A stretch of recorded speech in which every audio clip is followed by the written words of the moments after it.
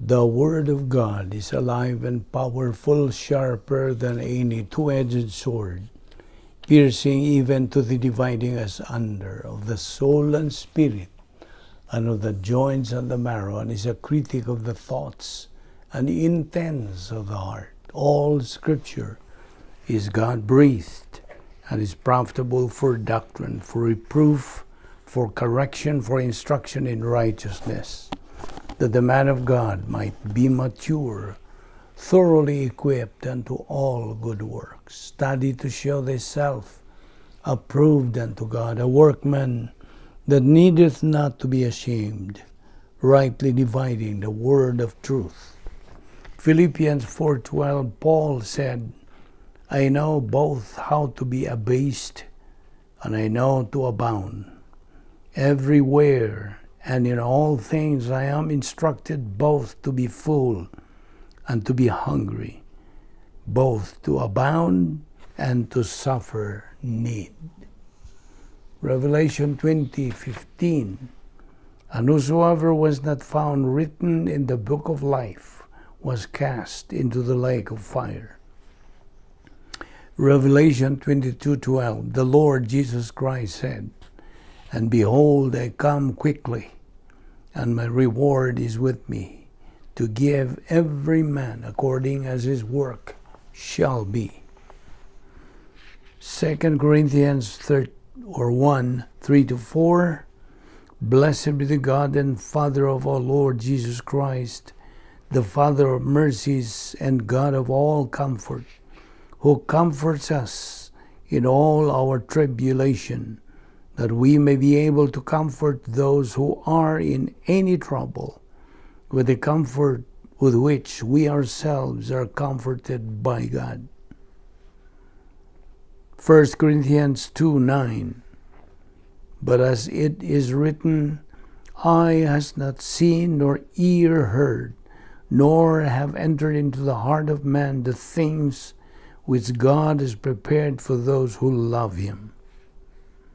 Luke 14:14, and you will be blessed, because they cannot repay you, for you shall be repaid at the resurrection of the just. Before we start sa atong padayon nga pagtuon sa pulong sa Dios ning adlaw sa masnandan, let us use the principle of 1 John 1:9. If we confess our sins, He, God, is faithful and just to forgive us our sins and to cleanse us from all unrighteousness. Alang kanimo higala nga dili pa magtotoo. As a unbeliever, gikinahanglan nimo ang imong paggamit sa imong free will aron imo kanang maggamit sa paghimog desisyon sa pagtuo kang Ginoong Jesucristo ingon nga imong manluwas. Believe on the Lord Jesus Christ, and thou shalt be saved. Acts 16:31. Musa sa hilo magandam tas tong kagalingon. Let us pray.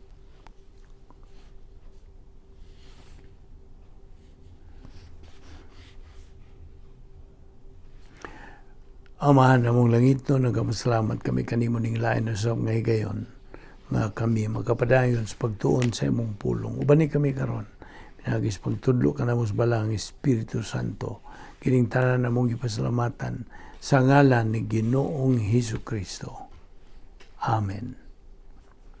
May kadlaw sa tanan nato mga subscribers, mga igsuon diyan ni Kristo atong mga suki na.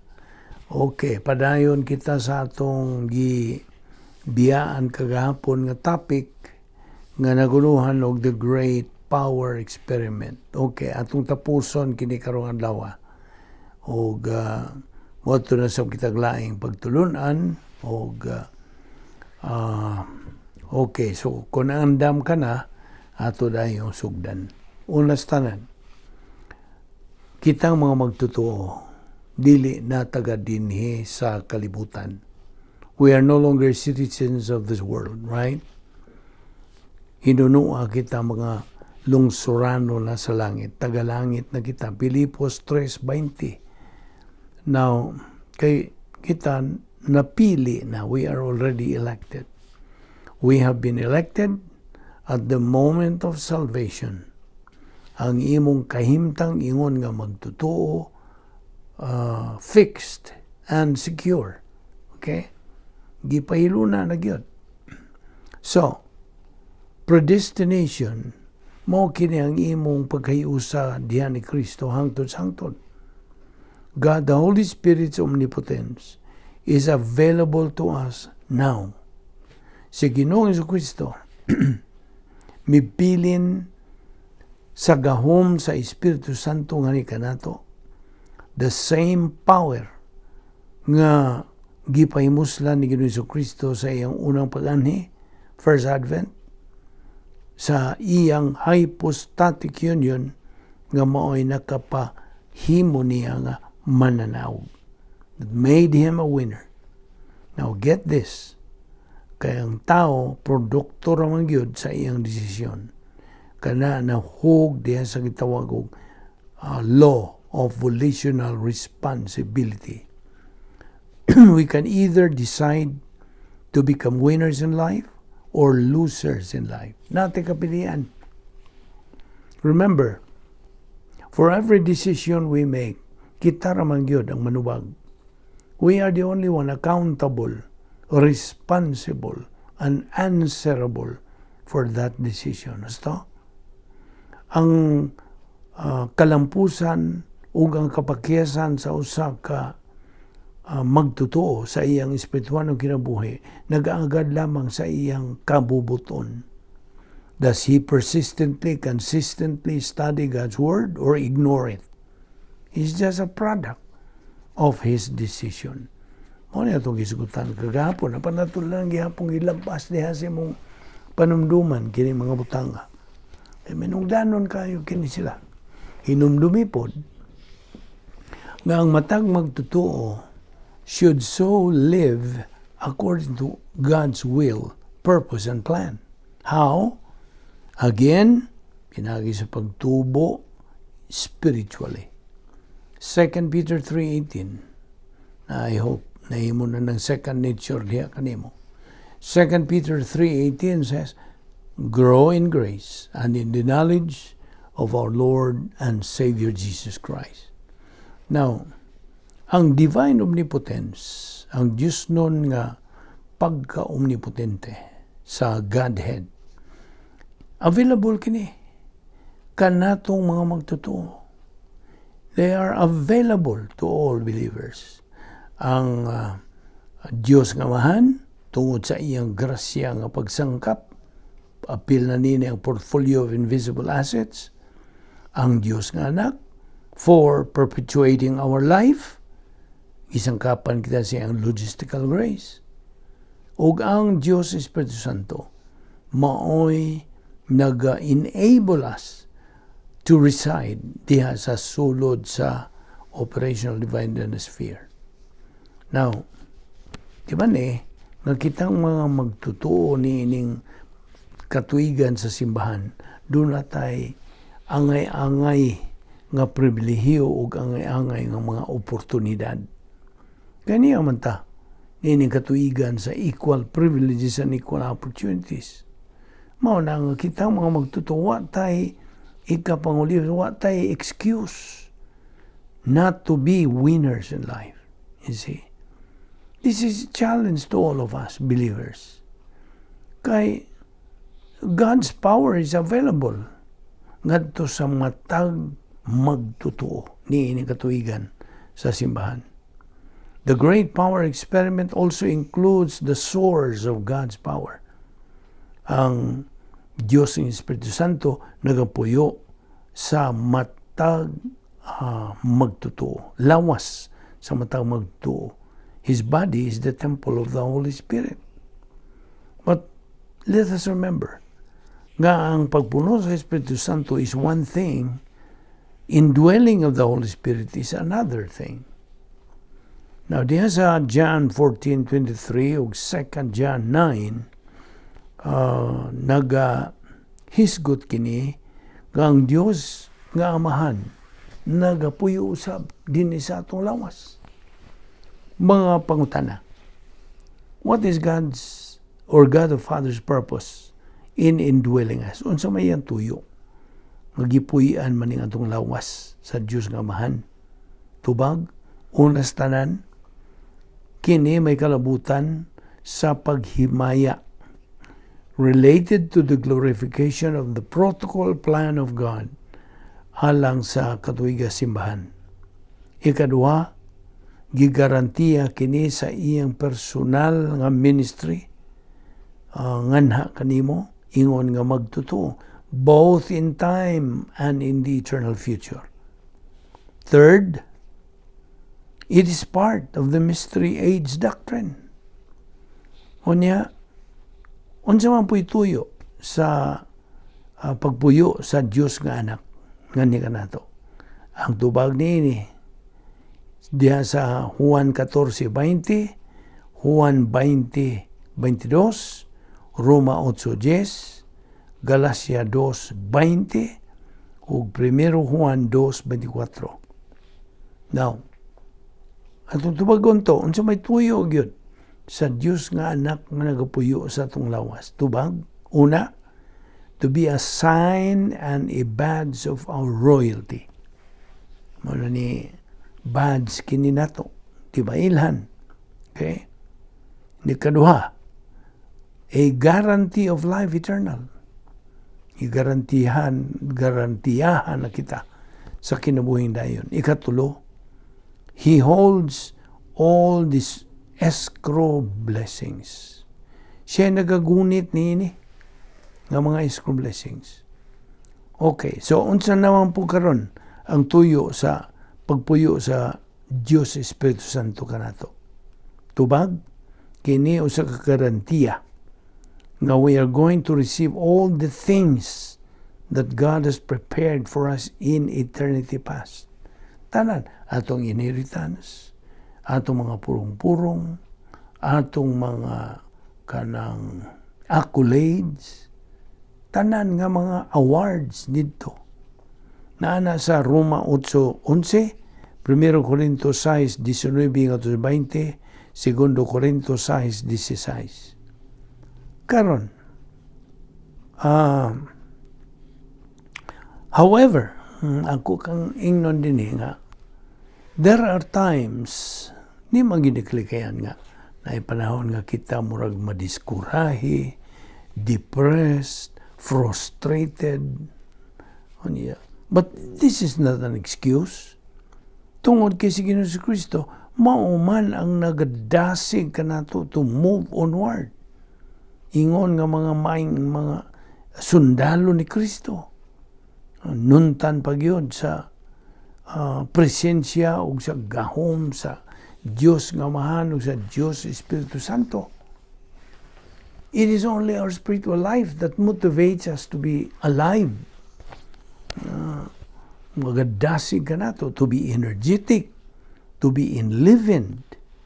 You see? Ang pagpuyo ni Ginoong Kristo, dinhi ka nato, is the greatest of all relationships. Naibaw ka ba? It's not the things around us. Dili ni mga butang nga nagapalibot ka nato, nga mo'y magadasig ka nato, kundi ang gahom ni Ginoong Hesukristo. Now, tingali mo yun, magita nga, our body is a temple of the Holy Spirit. We don't say we are a temple of God the Father or God the Son. Nga naman, tubag, tungod kay, it is the Holy Spirit who provides a residence. Puloy anan ni Ginoong Hesukristo, ingon nga mo isikay na glory, and who provides a guarantee of two categories of Christian modus operandi. Naguna nini, ang pagpuno sa Espiritu Santo kanato is tantamount to the Holy Spirit's control sa atong kalag. Ikaduha, walking by means of the Spirit. Kini walking din is panagawi. Galacia 5:16. Now, ang pagpuyo sa Espiritu Santo ni atong lawas, nagagarantiya kini nga wa nay demonyo ang makailog sa pagpuyo diha sa lawas sa magtotoo. No more. No demons can indwell a believer's body anymore. Now, usa-usab kabutang, let us remember that the great power experiment has been left to us, believers, pinaagi sa hypostatic union ni Ginoong Jesucristo. Kini maong gahom, bahin kini nga tulo ka kategorya. God the Father's omnipotence, God the Son's omnipotence, and God the Holy Spirit's omnipotence. Now, mangutana ka tingala, unsa may diferensya tali sa infilling o indwelling of the Holy Spirit. Na ato ni ipa klaro nimo kani uban nga o pag yun nila maklaro. Infilling, paminaw. Ang infilling sa Bisaya pagpuno. Gusto?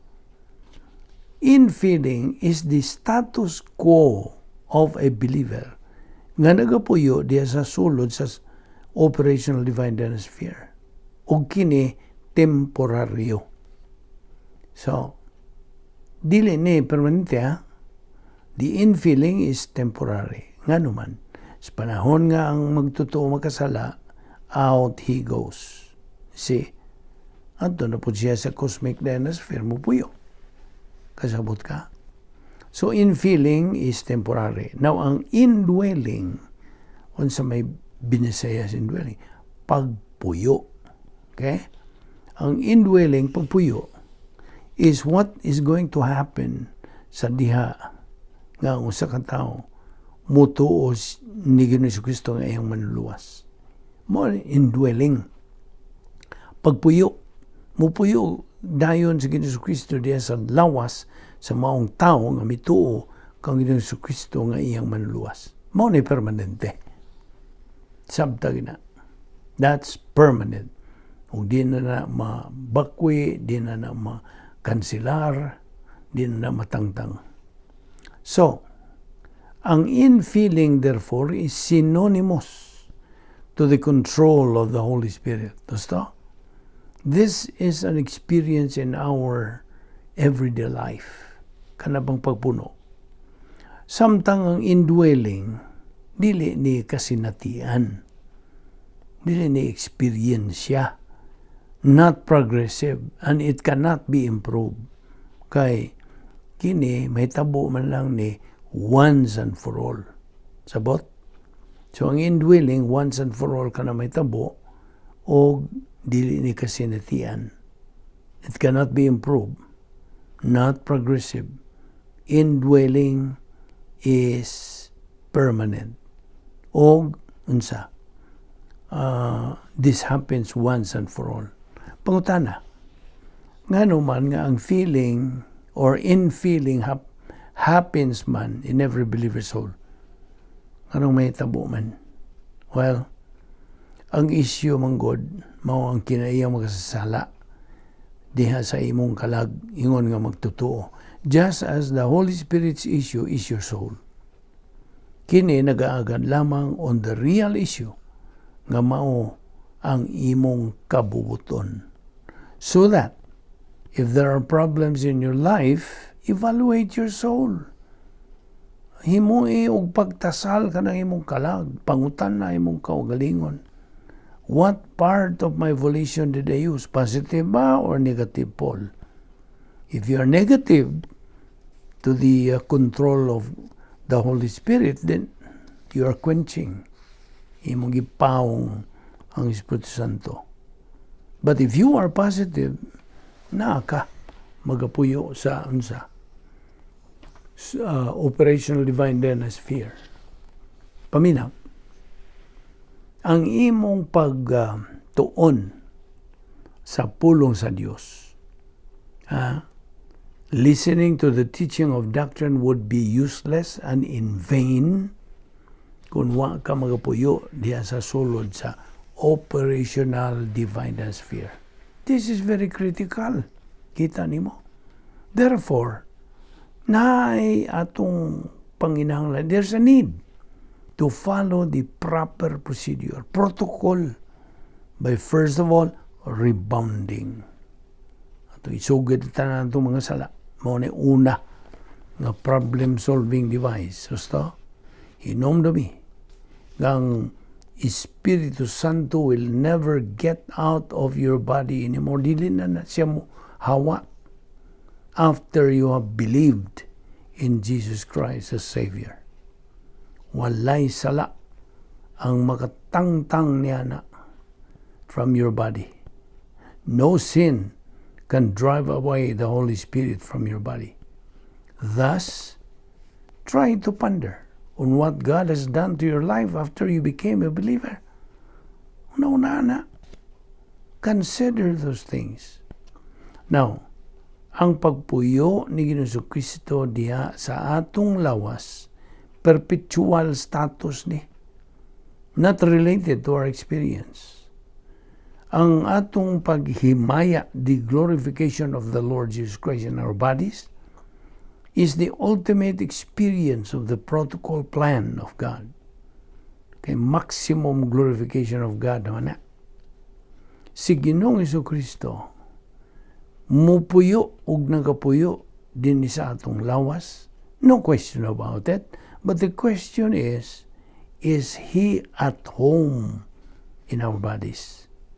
Philippians 1:20, Christ being glorified in our body. Kaya ang usa ka magtutuo, kinahanglang makakabot siya ng area of spiritual adulthood in order nga iyang mahimong tinuod sa Ginoong Kristo o He will be at home sa iyang lawas. Kaya spiritual man ta. Sa panahon nga tuwa ta magapuyo dito sa Operational Divine Atmosphere, spiritual ta. See? There are two general objectives of every believer. Number one, to glorify God using His power. Kaya mao man ang maximum glorification. Ikadwa, to become an invisible hero by growing in grace and in the knowledge of our Lord and Savior Jesus Christ. 2 Peter 3:18. And following God's protocol plan. Now, kining gitawag natong invisible heroes, mao ni ang mga winner believers. Thus, they glorify God to the maximum. Now, mga suliran sa kinabuhi, maabot magyud sa atong kinabuhi. Normal na, gusto? All of life is problem solving. In fact, God provides us sa iyang napulo ka mga paagi sa pagsulbad sa mga suliran. 10 problem-solving devices. Kay, ang Diyos ko, dili siya buot nga kita mga magtotoo, mahimong mga ulipon sa mga sirkumstansya, sa atong mga palibot, environment, sa atong mga butang. Buot sa Diyos nga kita nata sa ibabaw. You see? God wants us to be above them and throw all the crutches in life. O nga buot siya nga kita mahimong mga mananaog. So, kung na kay mga problema, mga pag-anto sa kinabuhi, enjoy them by using God's 10 problem-solving devices. You see?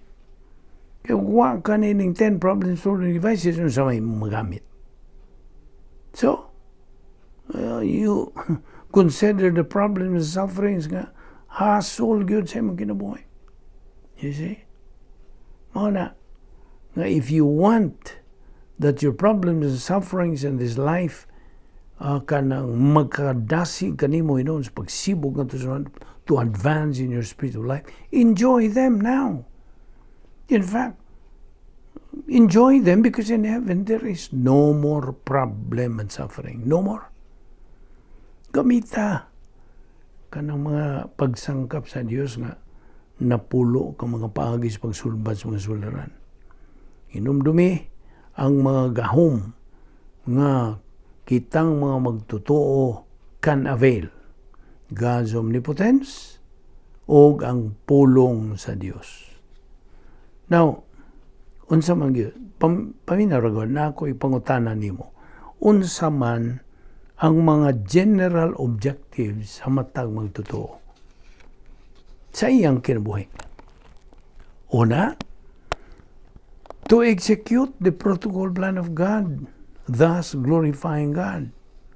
Number 2, to utilize all divine assets and reach the spiritual maturity stage, thus become an invisible hero. Gamita ang napulo ka mga paagis pagsulbat sa mga suliran, kay this will result to develop your personal sense of destiny. And furthermore, this will result to conquering and suppressing fear.